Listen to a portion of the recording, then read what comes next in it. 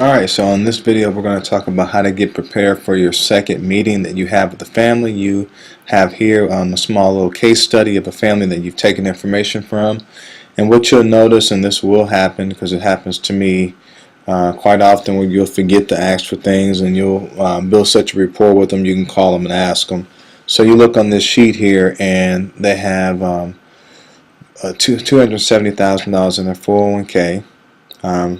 Asked if they have a price match, they say yes, but we don't know how much the price match is, or I can calculate what they're putting into their 401k. So their contributions is $18,000 a year. He makes he makes 275,000. So I take 275,000 and divide that by 18,000 a year. So he's putting in about, let me do that other way around, 18,000 divided by 275,000. So he's putting in about 6%, 6.5% a year into his 401k. So it'd be interesting to see if they match him up to 6.5% or 6% or 5 or whatever, because that'll let us see what the extra is that can go towards a policy. So the main things that we try to look at that we can try to offer to help him out is definitely going to be a term life insurance policy. If he's overfunding the 401k, which we can find that out, maybe we can look at taking money and putting it into a Roth IRA. Or if you're a life insurance person like me who's done a ton in life insurance, you'll look at maybe a dividend paying whole life policy that has guarantees that they can actually take a loan against it. The infinite banking style, Nelson Nash kind of stuff. Or you can look at another strategy where you may want to look into IUL and look at taking a loan against that.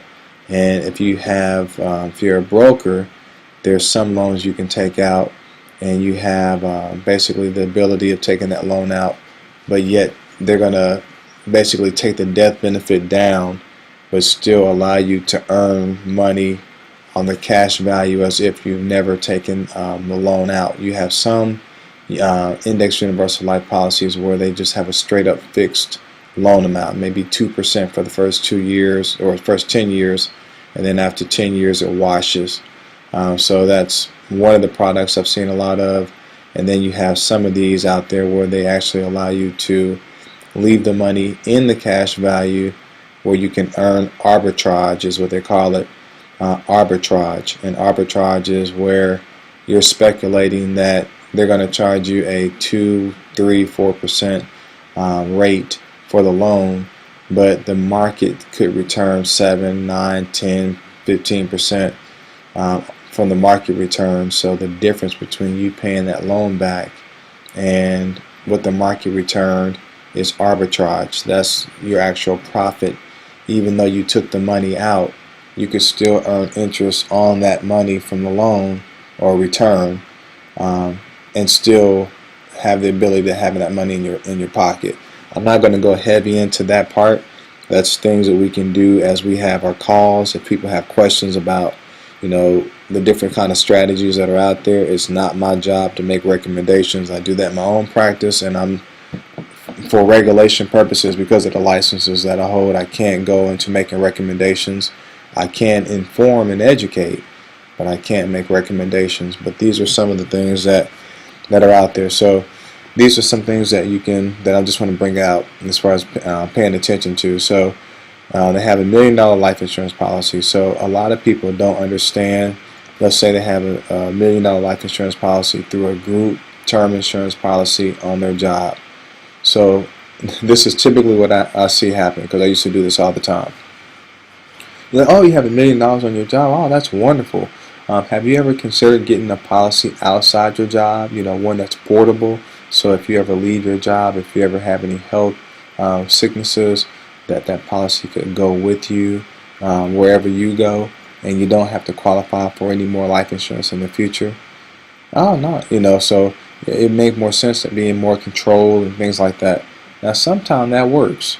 Sometimes people will be interested in making a move because they didn't know that their life insurance policy on their job was not portable, They didn't know that they could take that they could not take that policy with them everywhere they went.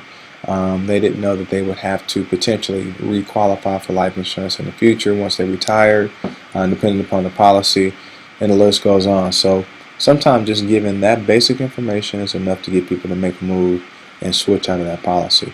But most of the time, people need a little bit more information, and therefore a lot of the people that we talk to as far as agents that I've kind of trained on different things don't understand how to do a side-by-side comparison between a group term insurance policy and a outside the company policy. So I'm going to walk you through a quick illustration of this, and then after you know how to calculate this, you can come back and do the good old portability close and talk about qualifying in the future. And if you have any health issues that pop up in your life, you may not qualify, and so therefore you'll basically be stuck paying the increases on the term policy you have, or you won't have anything. So you can do that thing that you may already been doing very well, but I just want to add another skill to what you're doing. So before I go through this, let's jump here. So this here is a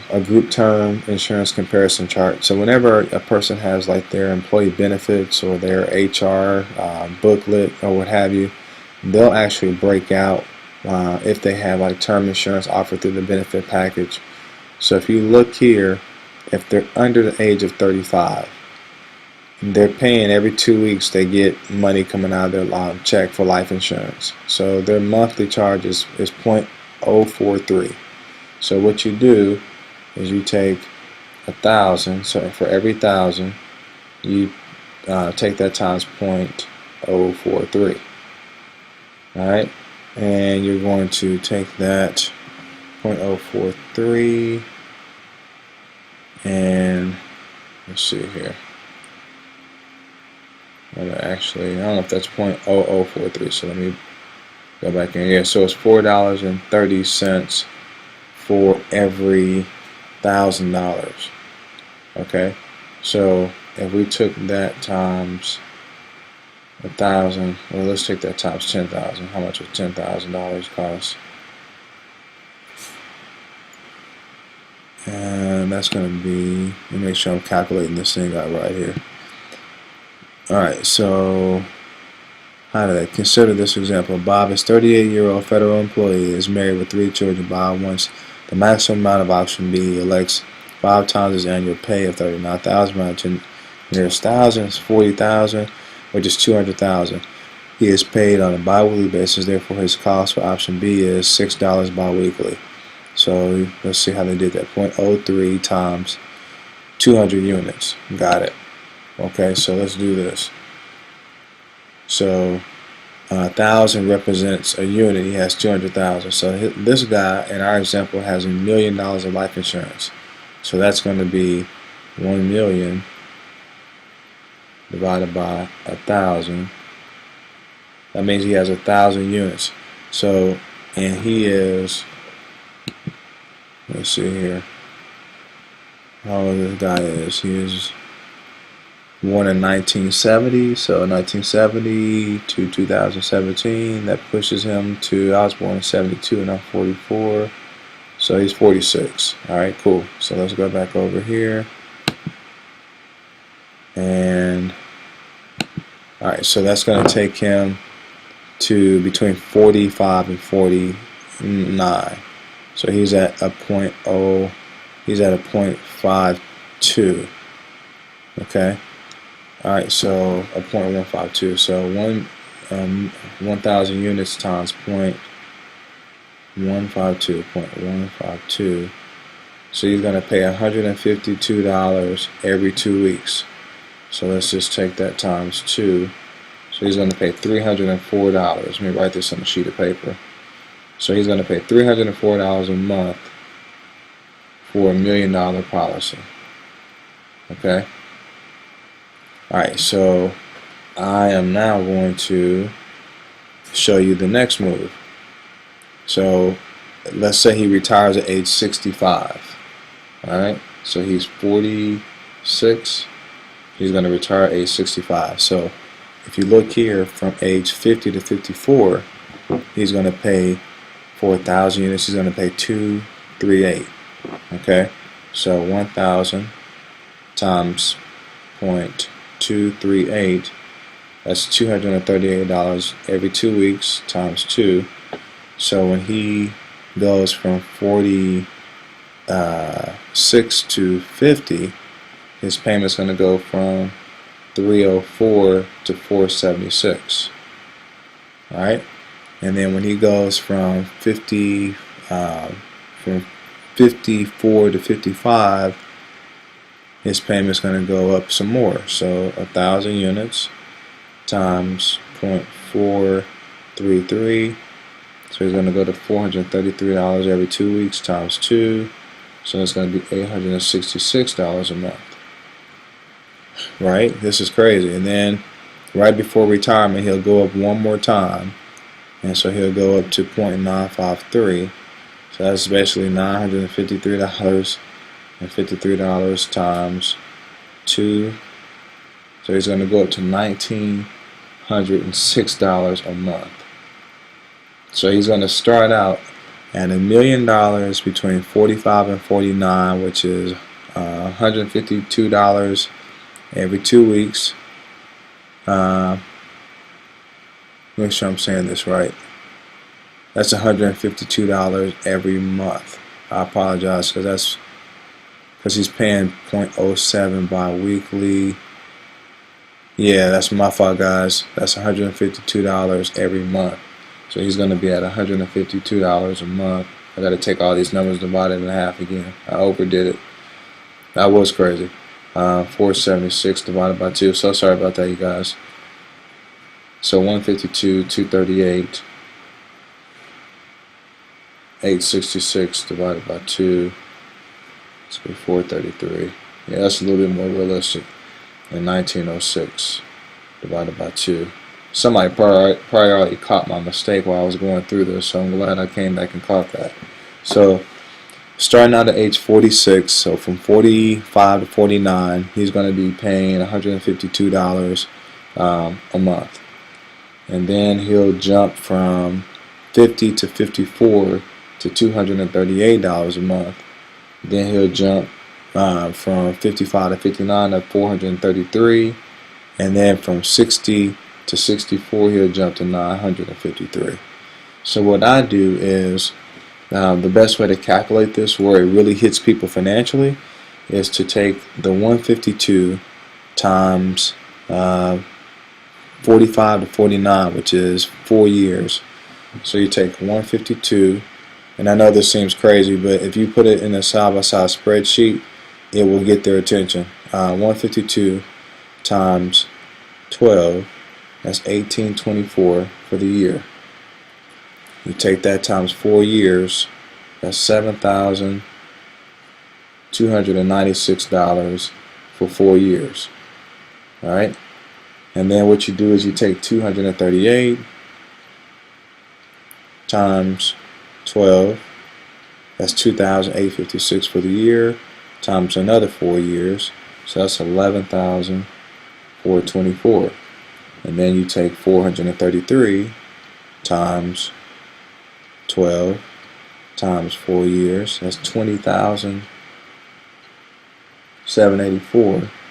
And then lastly you do 953 times 12 times 4 years, that's 45,744. So follow me on this. I'm going to take 45,744 plus 20,784 plus 11,424 plus 7,296.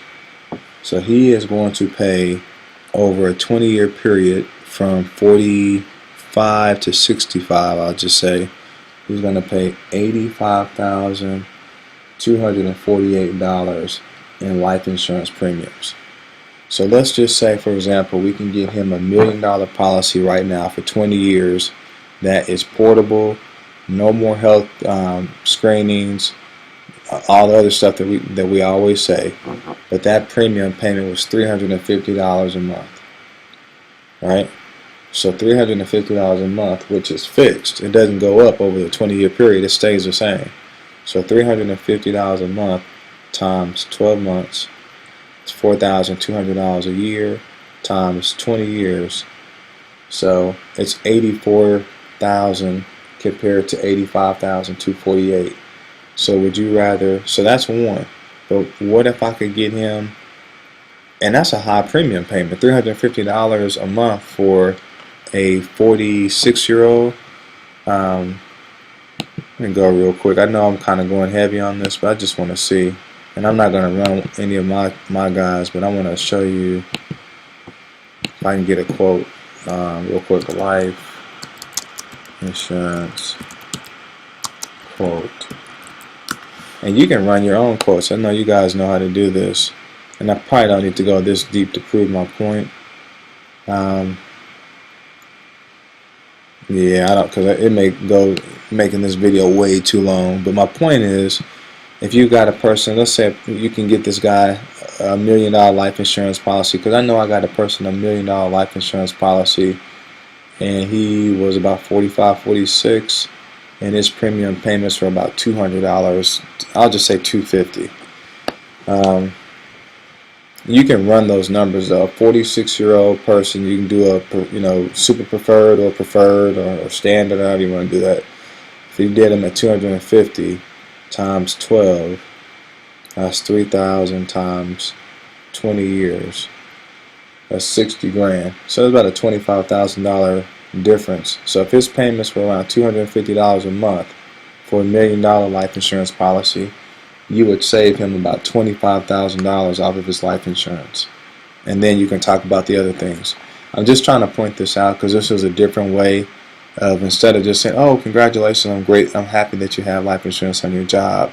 A lot of times, especially right now when you have open enrollment getting ready to come up, these are some tricks that you can use in your presentation that can allow them to see that when they have those increases every 5 years on their on that group term insurance plan, a lot of times it's just, oh, okay, it looks like they're taking a little bit more out of my check to cover my life insurance because I'm getting older, but they never really do a side-by-side comparison to see if a 20-year portable policy would be better than just doing a group term policy where everybody is pretty much rated as standard that increases every 4 or 5 years.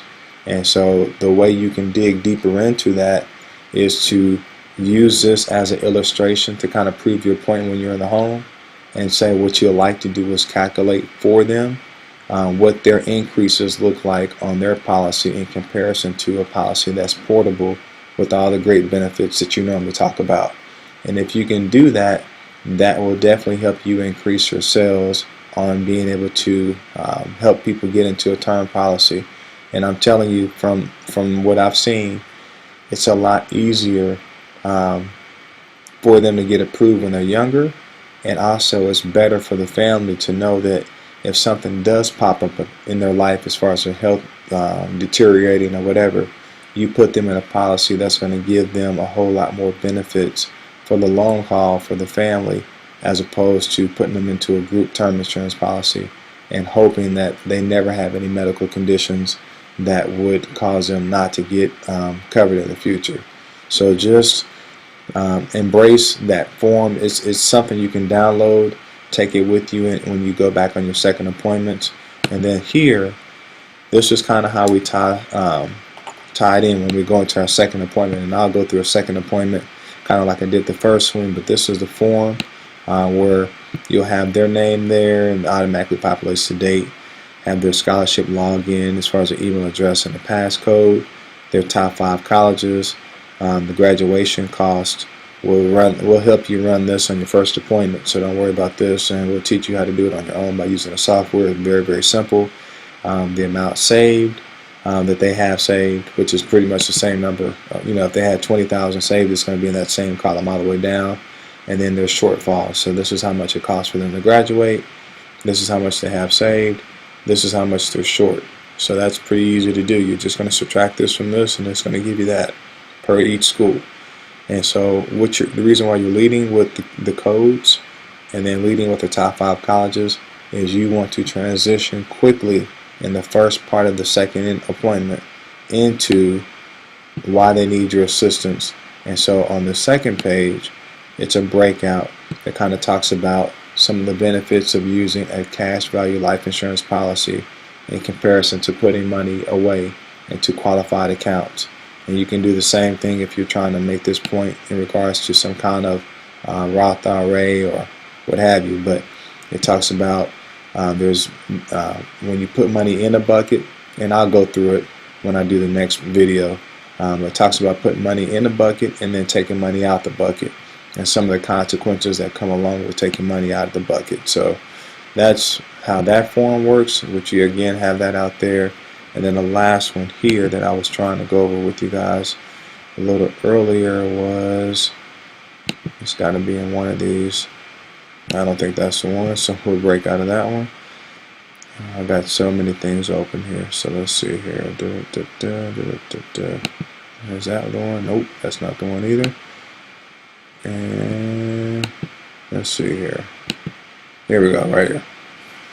So if you're selling a life insurance policy, you definitely want to have something like this up your sleeve, where you can kind of do a comparison between investing in an indexed life insurance policy in comparison to having money possibly directly in the market, or however you want to look at that. We would do illustrations that would talk about the benefits of having a cap and a floor.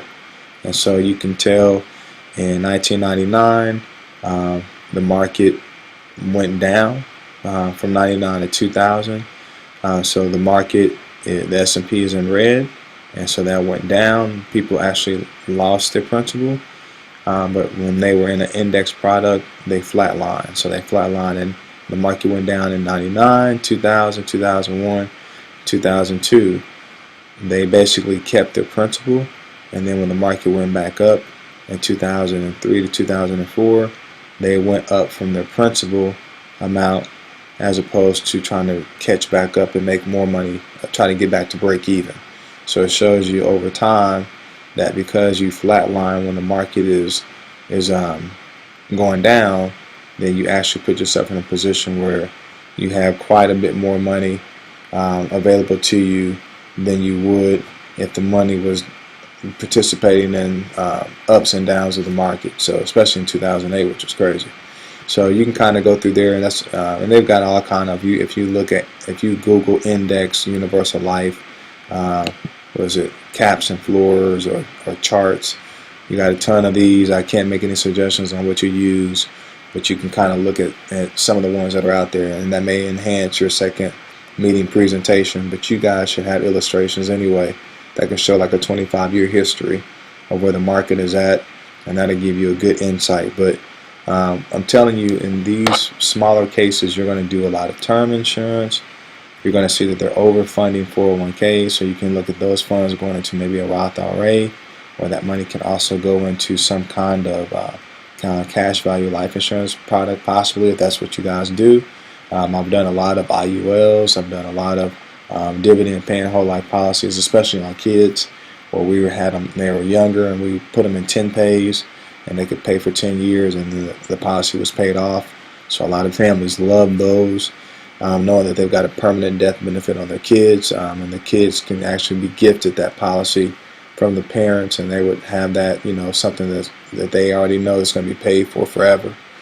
So those are some great things that you can talk to about in that second appointment. But just being able to know how to do a side-by-side comparison between a group term insurance policy and a regular outside portable policy is major, because sometimes, again, the buzzwords of, well, what if something happened to you?